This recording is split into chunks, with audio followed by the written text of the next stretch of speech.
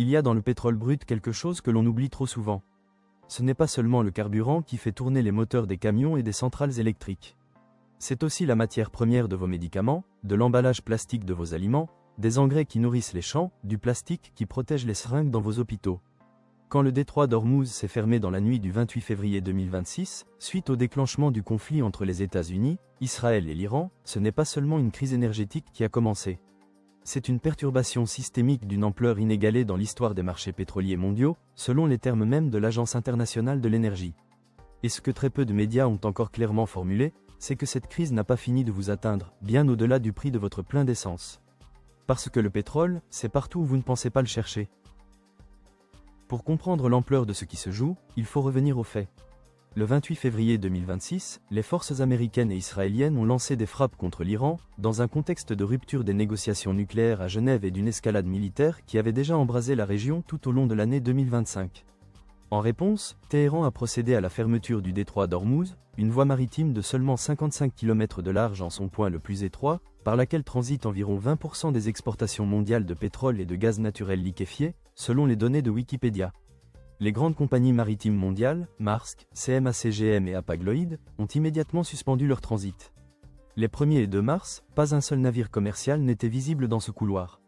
Les Houthis du Yémen en ont simultanément profité pour annoncer la reprise de leurs attaques en mer Rouge, forçant le trafic par le canal de Suez à se dérouter à nouveau par le cap de Bonne-Espérance, ajoutant des semaines entières au délai de transit et gonflant davantage encore les coûts de transport mondiaux. Les marchés pétroliers ont réagi avec une brutalité rarement observée dans l'histoire contemporaine. L'Agence internationale de l'énergie a qualifié la situation de la plus grande perturbation de l'offre dans l'histoire du marché pétrolier mondial. Son directeur exécutif, Fatih Birol, est allé encore plus loin en parlant du défi de sécurité énergétique mondiale le plus grave de l'histoire. Ces déclarations ne sont pas de la rhétorique institutionnelle. Elles sont étayées par des données de marché brut. Le Brent a dépassé $100 le baril dès le 8 mars 2026, pour la première fois en 4 ans, dans ce qui constitue la plus forte hausse mensuelle jamais enregistrée sur ce marché selon les données de Wikipédia. Il a culminé à $126 le baril selon les mêmes sources, tandis que des prix physiques approchant $150 le baril ont été rapportés par le magazine financier Invest au 14 avril 2026. Selon les données en temps réel d'oilprice.com publiées au 25 avril 2026, le Brent se situait encore à $105 le baril. Les analystes de Barclays et Goldman Sachs évoquaient publiquement le risque d'un franchissement des $200 si la crise devait se prolonger. Derrière ces prix se cache un effondrement physique de l'offre d'une ampleur sans précédent dans l'histoire moderne des hydrocarbures. Selon le rapport mensuel de lait publié en avril 2026, l'offre pétrolière mondiale a chuté de 10,1 millions de barils par jour en mars 2026 pour tomber à 97 millions de barils par jour, soit la plus forte contraction jamais enregistrée dans l'histoire du marché. La production des pays de l'OPEP 9, incluant l'Arabie Saoudite, les Émirats Arabes Unis, l'Irak et le Koweït, a manqué ses propres objectifs de 8,01 millions de barils par jour en mars 2026, selon les données compilées par The Motley Fool le 21 avril 2026.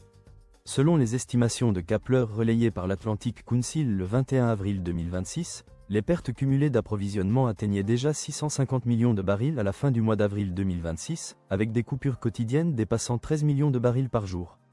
Le 13 avril, les États-Unis ont de surcroît imposé leur propre contre-blocus sur le détroit, ajoutant 1,3 million de barils par jour supplémentaires à ces ruptures déjà colossales. Ce choc d'offres a engendré ce que les économistes appellent la destruction de la demande. Lay, dans son rapport pétrolier d'avril 2026, a révisé ses prévisions de consommation mondiale de façon spectaculaire.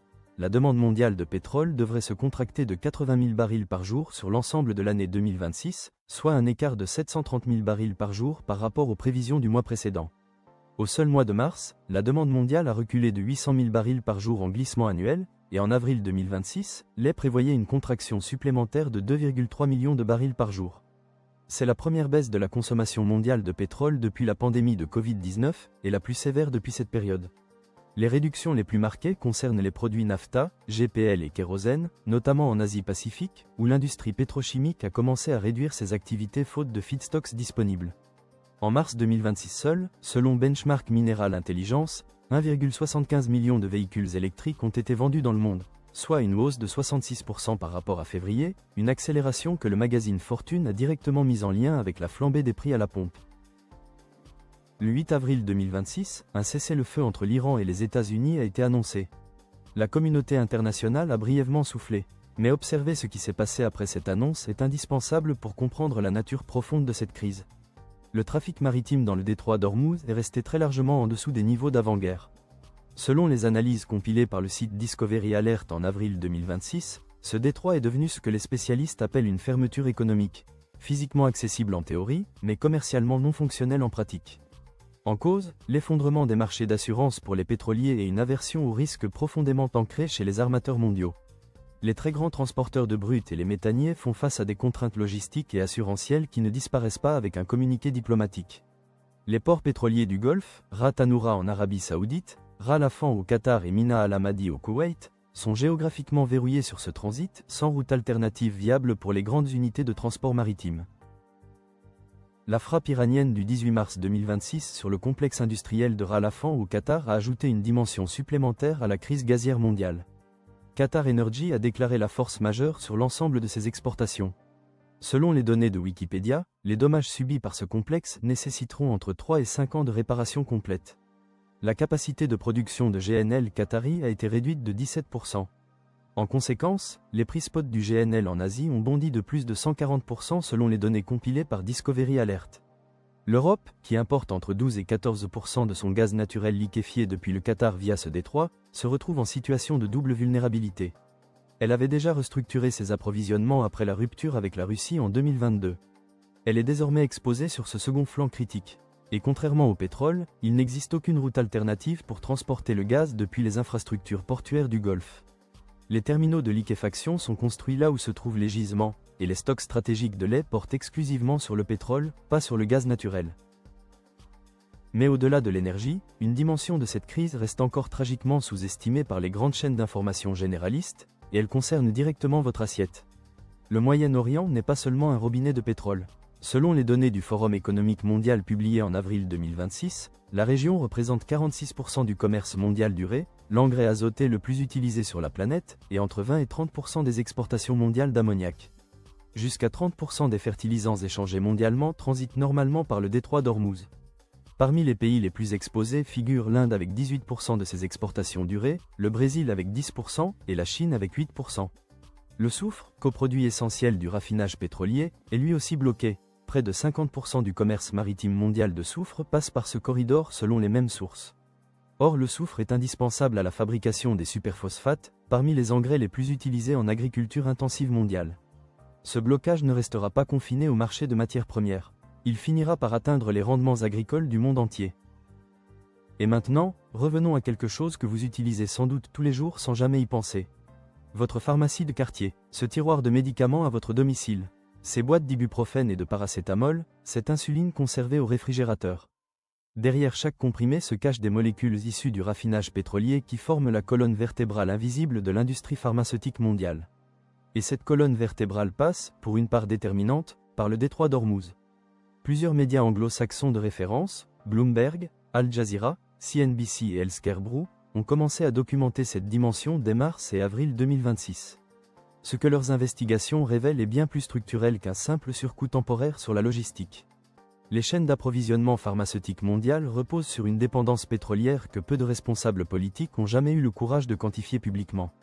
Ce que vous allez découvrir dans la suite de cette analyse vous expliquera pourquoi cette perturbation risque de s'installer dans votre quotidien médical bien après la fin des combats. Si cette analyse vous apporte de la valeur, pensez à soutenir Terra Radar en activant la cloche et en laissant un like. C'est rapide, mais cela aide vraiment la chaîne à continuer ce travail d'information sourcée. Une étude sectorielle publiée en 2011 et régulièrement citée par les experts de la chaîne d'approvisionnement pharmaceutique mondiale, reprise notamment par le journal américain The Hill en mars 2026, estimait que 99% des matières premières et réactifs utilisées dans la fabrication des médicaments sont dérivées de la pétrochimie. Ce chiffre, qui peut sembler excessif à première vue, reflète une réalité chimique fondamentale que l'industrie préfère ne pas exposer au grand public. L'ibuprofène et le paracétamol sont fabriqués à partir de propylène, un dérivé direct du raffinage pétrolier. La glycérine, utilisée comme excipient dans des dizaines de formulations médicamenteuses, est issue du même raffinage. Les poches de sérum physiologique, les solutions de dextrose et les liquides stériles perfusés en salle de réanimation sont tous conditionnés dans des polymères pétrosourcés. Steve Blow, directeur de la stratégie de chaîne d'approvisionnement chez InfiOS, a déclaré à CNBC que les perturbations autour du détroit d'Ormuz peuvent rapidement se propager dans les chaînes mondiales d'approvisionnement pharmaceutique et finalement toucher directement les consommateurs. La clé de voûte de ce risque pharmaceutique mondial s'appelle l'Inde. Selon les données de Rohit Tripathi, vice-président chez Relex Solutions, rapportées par CNBC le 16 mars 2026, 47% des ordonnances génériques délivrées aux États-Unis proviennent d'Inde en volume. L'Inde dépend elle-même du détroit d'Ormuz pour environ 40% de ses importations de pétrole brut, ce pétrole alimentant les intrants pétrochimiques utilisés tout au long de sa fabrication pharmaceutique. Frédéric Schneider, chercheur au Middle East Council on Global Affairs, a expliqué à Al Jazeera le 23 avril 2026 que l'Inde est un grand producteur de médicaments qui dépend des approvisionnements du Golfe, lequel constitue un nœud critique dans le réseau mondial d'approvisionnement pharmaceutique. La connexion entre un point d'étranglement maritime au Moyen-Orient et le comptoir d'une pharmacie à Paris, à Londres ou à Chicago est moins évidente qu'elle n'y paraît, mais plus directe que la plupart des consommateurs ne l'imaginent. En avril 2026, les taux de fret aérien depuis l'Inde ont subi des augmentations allant jusqu'à 350%, selon Bioprocess International. Les effets concrets de ces perturbations commencent à se matérialiser sur le terrain de façon mesurable. En Inde, le prix du paracétamol a augmenté d'environ 96% selon un ancien membre du conseil de la Visakha Chemist Association, cité par l'Economic Times of India le 17 avril 2026. Au Royaume-Uni, le National Health Service a officiellement averti être à quelques semaines seulement de pénurie de médicaments liés au conflit en Iran, selon Healthcare Brew le 22 avril 2026. Mark Kahn, ancien doyen de l'Université médicale de Las Vegas et spécialiste en hématologie, a souligné auprès de The Hill que les médicaments génériques, dont les marges sont déjà extrêmement faibles, seront les premiers touchés par la hausse des coûts d'intrants. Jaron Macomb, vice-président des affaires extérieures à l'API Innovation Center, a déclaré que si l'instabilité persiste, les délais de livraison et les coûts de transport affecteront directement les éléments nécessaires à la fabrication de nos médicaments. Les marchés de génériques représentent plus de 90% des prescriptions aux États-Unis. C'est ce segment vital et structurellement fragile qui est le plus exposé. Le risque le plus immédiat et le plus grave concerne ce que les logisticiens de la santé appellent la chaîne du froid. Vaccins, insuline, médicaments biologiques et thérapies contre le cancer doivent tous être conservés entre 2 et 8 degrés Celsius en permanence, de la sortie du laboratoire jusqu'au patient, sans aucune rupture thermique. Prashant Yadav, expert en chaîne d'approvisionnement mondiale en santé au Council on Foreign Relations, a alerté dès la fin mars 2026 que ces médicaments à courte durée de vie étaient les premiers exposés aux ruptures, dans une analyse publiée sur Healthbit. Selon les données compilées par Bioprocess International, le trafic maritime dans le détroit d'Ormuz avait chuté de 90% en dessous des niveaux d'avant-guerre, tandis que la capacité de fret aérien dans la région du Golfe avait diminué de 79%. Ces deux voies permettaient normalement d'acheminer environ 80% du commerce pharmaceutique d'une région représentant une industrie de 23,7 milliards de dollars. Et selon Frédéric Schneider, 35% des médicaments dans le monde circulent par voie aérienne, dont 90% des médicaments critiques et des vaccins. La pétrochimie ne fabrique pas que des médicaments. Elle est la matière première de l'ensemble de l'industrie des plastiques, des résines, des peintures et des fibres synthétiques. Selon le Forum économique mondial, environ un tiers du commerce mondial de méthanol par voie maritime passe normalement par le détroit d'Ormuz. Or, le méthanol est un précurseur essentiel pour la production de résines, de revêtements et de plastiques industriels. La Chine, premier acheteur mondial de méthanol, risquait de voir ses stocks portuaires tomber en dessous des seuils d'alerte critiques si les exportations du Moyen-Orient restaient bloquées, avec des répercussions directes sur ses producteurs de plastique, de peinture et de fibres synthétiques. L'aluminium figure également parmi les matières premières affectées par la crise selon le Forum économique mondial. Des sites chimiques en Asie ont déclaré des cas de force majeure. En Europe, des industriels du secteur chimique alertaient sur des ruptures d'approvisionnement en polymères à horizon mai à juin 2026. Le graphite synthétique utilisé dans les batteries de véhicules électriques, dépendant du coke pétrolier comme matière première, est lui aussi sous pression, le secteur du raffinage privilégiant ses productions à plus haute valeur ajoutée.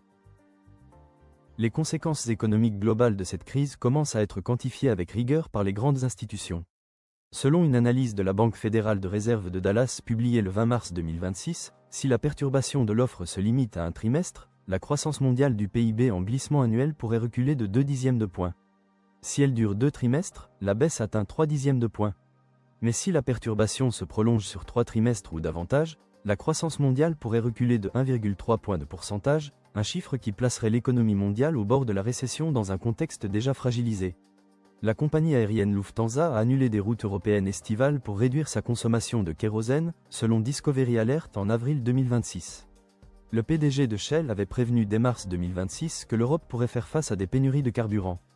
Des gouvernements sur plusieurs continents, du Pakistan à la France, ont commencé à envisager des politiques de rationnement ou de subvention des carburants, selon le rapport pétrolier de l'aide d'avril 2026. Cette crise ne frappe pas tous les pays avec la même intensité, et cette asymétrie est elle-même source d'instabilité géopolitique supplémentaire. Les États-Unis, premier producteur mondial de pétrole, bénéficient d'une relative protection à court terme. Leur marché intérieur est relativement découplé des flux du Golfe, même si les prix à la pompe ont augmenté de 5 à 10 cents par gallon chaque jour à partir du mois de mars 2026, selon Wikipédia. En revanche, le Japon s'approvisionne à hauteur de 95% depuis l'Arabie Saoudite, le Koweït, les Émirats Arabes Unis et le Qatar, et 70% de ses approvisionnements moyens orientaux passent par le détroit d'Ormuz selon les mêmes sources. Tokyo a commencé à libérer 80 millions de barils de ses réserves stratégiques dès le 16 mars 2026. Les pays pauvres importateurs subissent quant à eux une double peine. Hausse des prix des engrais et hausse du coût de l'énergie, frappant simultanément leurs agriculteurs et leurs ménages les plus vulnérables. La CNUSED a spécifiquement alerté sur les économies en développement déjà fortement endettées, dont l'espace budgétaire est insuffisant pour absorber ces chocs cumulés. L'alerte sur la sécurité alimentaire mondiale mérite d'être traitée séparément, tant ses effets seront décalés dans le temps mais potentiellement durables. Les perturbations de l'approvisionnement en engrais ne se traduisent pas immédiatement dans les étals.